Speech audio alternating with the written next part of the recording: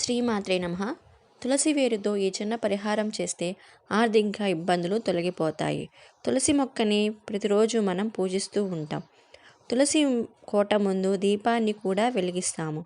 దానితో పాటు ఈ చిన్న పరిహారాన్ని కూడా పాటించినట్లయితే ఆర్థిక ఇబ్బందులు ఉండవు. లక్ష్మీదేవి నిత్యం మీ ఇంట్లో కొలువై ఉంటుంది. డబ్బుకి లోటు ఉండదు.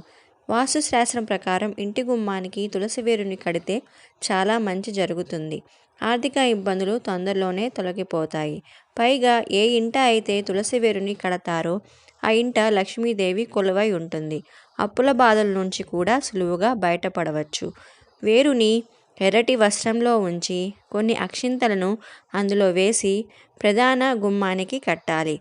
ఇలా చేయడంతో పాటు లక్ష్మీదేవి పాదాలు కానీ స్వస్తిక్ సింబల్ని కానీ తలుపు మీద వేయండి. ఇలా వీటిని మీరు అనుసరించినట్లయితే లక్ష్మీదేవి అనుగ్రహం మీకు ఎల్లవెల్లలా ఉంటుంది.